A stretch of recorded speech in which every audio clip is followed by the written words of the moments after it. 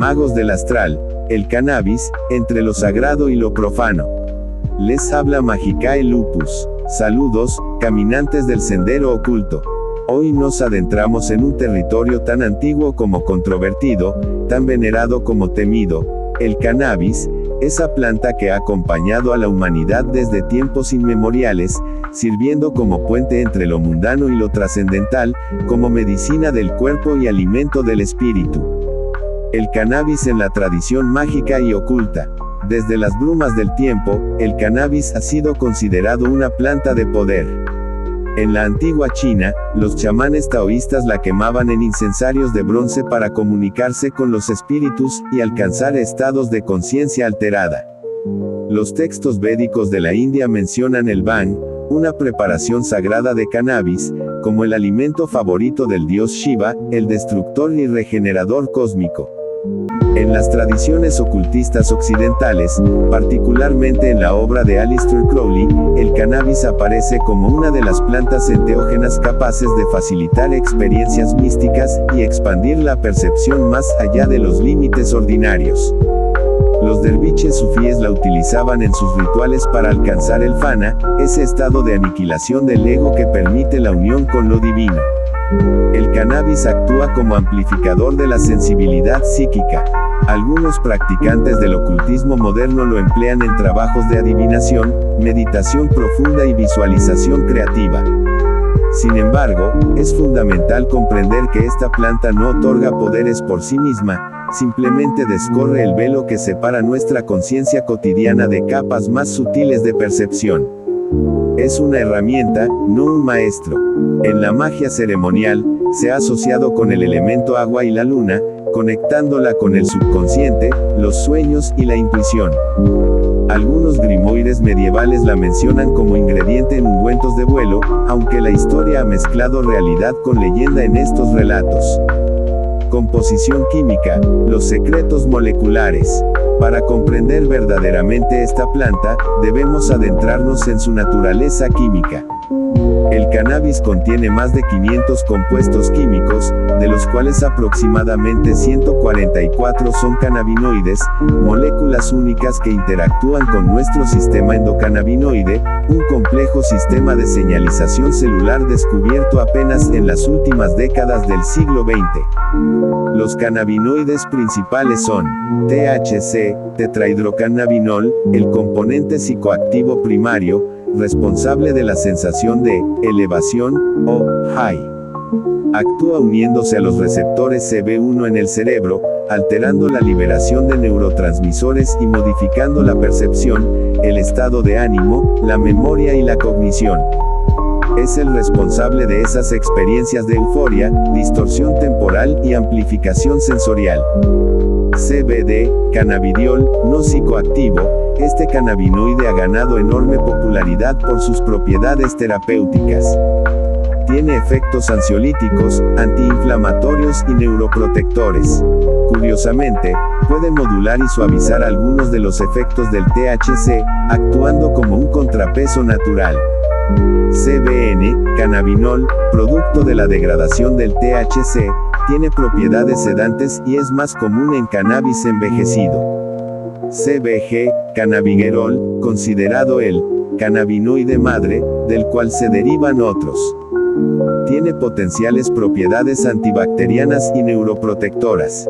Además, el cannabis contiene terpenos, compuestos aromáticos que no solo proporcionan el característico aroma de la planta, sino que también contribuyen a sus efectos a través del llamado efecto séquito, donde los diversos componentes trabajan sinérgicamente.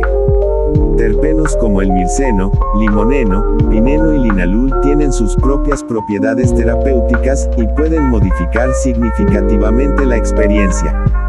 Variantes, un universo de cepas. El cannabis se clasifica tradicionalmente en 3 especies principales. Cannabis sativa, plantas altas y delgadas, originarias de regiones ecuatoriales. Generalmente asociadas con efectos más cerebrales, energizantes y creativos.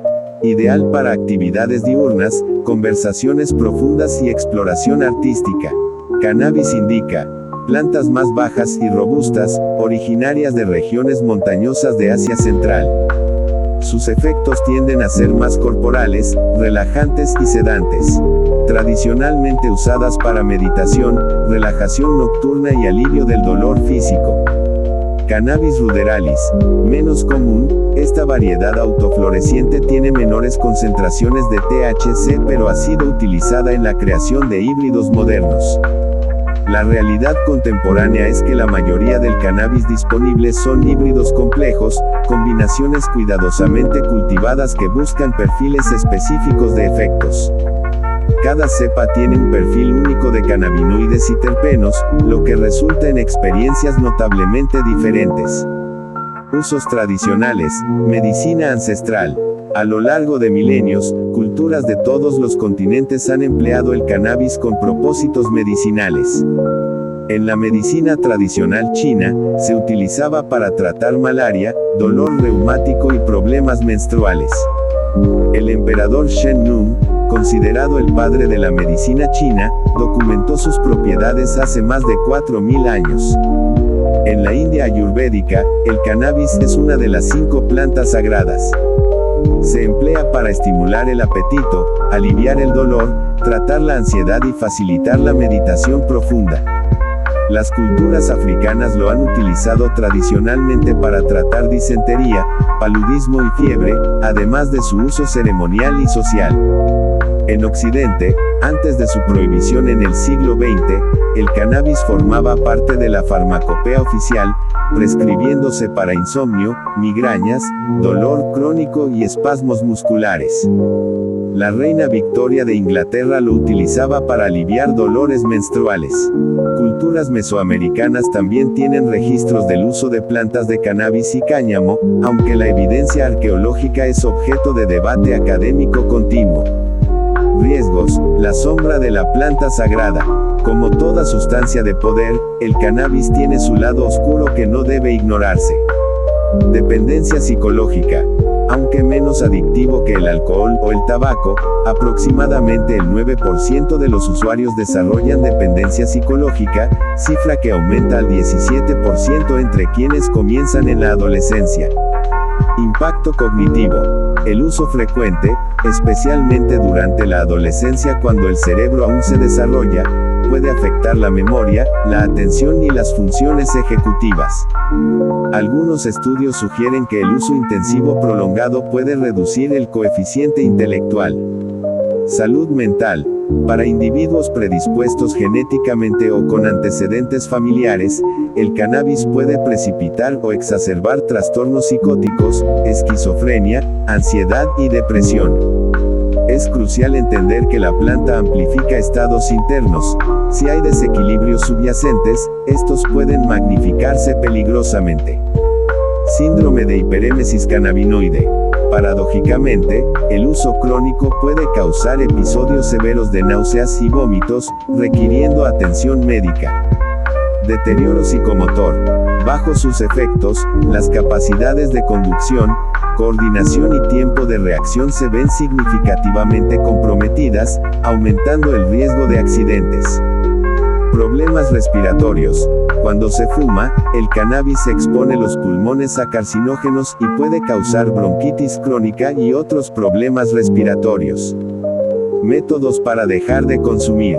Si has decidido que el cannabis ya no sirve a tu camino, aquí hay estrategias para liberarte. Reconocimiento y compromiso. El primer paso es admitir honestamente el patrón de uso y comprometerte con el cambio. Escribe tus razones y revísalas regularmente. Apoyo profesional. Terapeutas especializados en adicciones pueden proporcionar técnicas cognitivo-conductuales específicas. Grupos de apoyo como Marihuana Anonymous ofrecen comunidad y comprensión. Manejo de síntomas de abstinencia. Aunque menos intensos que con otras sustancias, pueden aparecer irritabilidad, insomnio, ansiedad, pérdida de apetito y sudoración. Generalmente duran de 1 a 2 semanas. El ejercicio, meditación y técnicas de respiración ayudan significativamente. Reestructuración de rutinas. Identifica situaciones, lugares y personas asociados con el consumo y crea nuevos patrones. Sustituye el hábito con actividades saludables. Prácticas de grounding. Técnicas como yoga, tai chi, caminatas en naturaleza y trabajo con cristales pueden ayudar a restablecer el equilibrio energético sin sustancias. Medicina herbaria complementaria. Bajo supervisión, plantas como la valeriana, pasiflora y melisa pueden aliviar ansiedad e insomnio durante la transición. Contraindicaciones. ¿Quién debe evitarla? El cannabis no es apropiado para personas con historial personal o familiar de esquizofrenia o trastornos psicóticos, individuos con trastornos de ansiedad severa o pánico, mujeres embarazadas o en lactancia, puede afectar el desarrollo cerebral fetal. Adolescentes y adultos jóvenes, cerebro en desarrollo. Personas con enfermedades cardiovasculares, puede aumentar la frecuencia cardíaca. Quienes toman ciertos medicamentos que interactúan con cannabinoides. Individuos con historial de dependencia a sustancias. Personas con responsabilidades que requieren alerta constante. Mi experiencia personal. Permítanme compartir mi propio camino con esta planta maestra. Mi primer encuentro con el cannabis llegó en la adultez, a los 23 años. Para entonces, ya tenía conocimiento teórico sobre diversas sustancias, pero mantenía una postura firmemente contraria a su consumo. La ironía del destino quiso que mi primera aproximación fuera casi accidental. Recuerdo vívidamente aquella noche en las playas de Acapulco. El alcohol ya corría por mis venas cuando, paseando con compañeros bajo el manto estrellado, nos encontramos con un grupo de almas libres, hippies, si prefieren el término, que danzaban alrededor de una fogata, haciendo malabares mientras sus cantos se mezclaban con el sonido de las olas. Alguien me pasó un porro. En mi ingenuidad etílica, asumí que era tabaco común. El aroma característico, ese perfume inconfundible de la planta, me reveló mi error demasiado tarde. Sin embargo, la intoxicación alcohólica amortiguó cualquier efecto significativo del cannabis. Solo recuerdo un mareo aumentado, nada memorable. Mi verdadero despertar canábico llegó semanas después, en una reunión familiar. Tengo un primo, consumidor experimentado, quien al notar mi falsa bravuconería cuando me preguntó si consumía, decidió darme una lección que jamás olvidaría. Con la arrogancia del neófito, le respondí que sí, que no sentía gran cosa. Grave error. Lo que siguió fue una iniciación involuntaria a las verdaderas capacidades de esta planta. Me ofreció caladas profundas de una flor de calidad excepcional.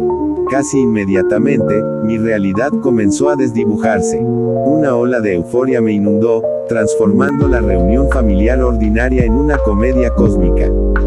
Estábamos rememorando anécdotas del pasado, y cada palabra, cada gesto, se volvía hilarante hasta el absurdo.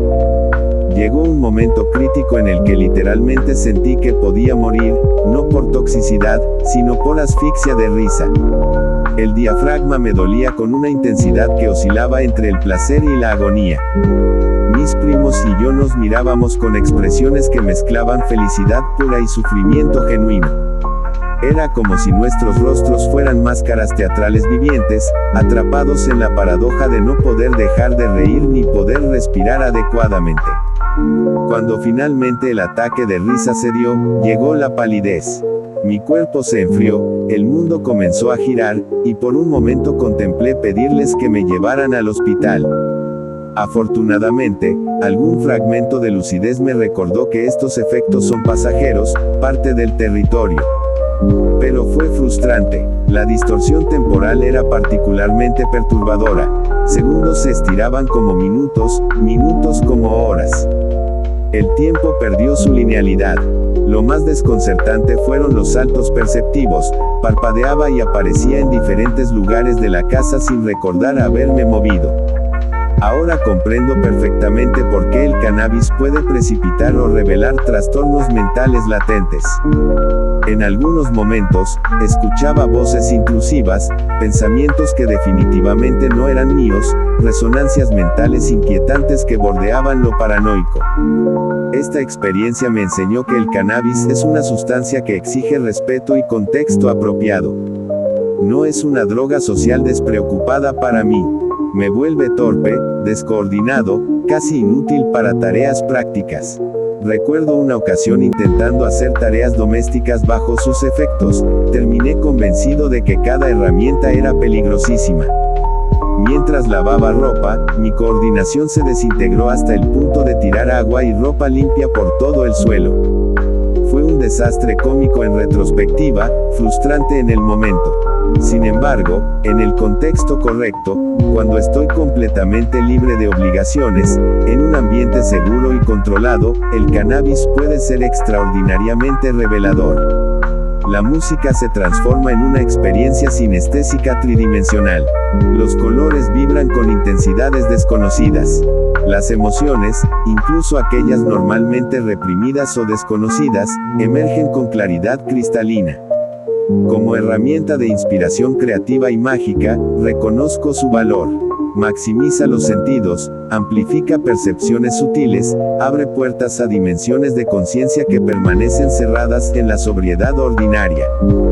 No puedo negar que también fue una puerta de entrada que me llevó a explorar otras sustancias enteógenas y sus capacidades para expandir la conciencia.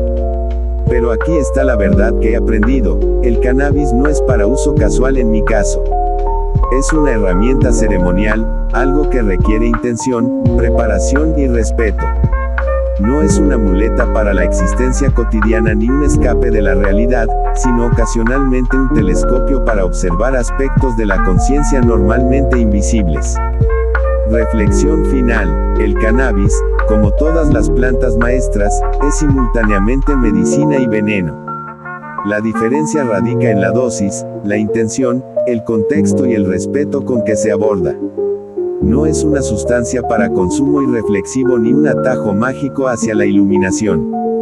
Para quienes caminan senderos ocultos, puede ser una aliada ocasional, pero nunca debe convertirse en un bastón permanente. La verdadera magia reside en nosotros, no en sustancias externas. Estas solo pueden, en el mejor de los casos, recordarnos capacidades que ya poseemos. Que cada quien encuentre su propio equilibrio. Que la sabiduría guíe sus elecciones. Que el respeto presida toda exploración de la conciencia. Hasta la próxima transmisión, hermanos y hermanas del Sendero Oculto. Magicae Lupus se despide. Magos del Astral continuará explorando los misterios que yacen entre lo visible y lo invisible, entre la ciencia y el espíritu.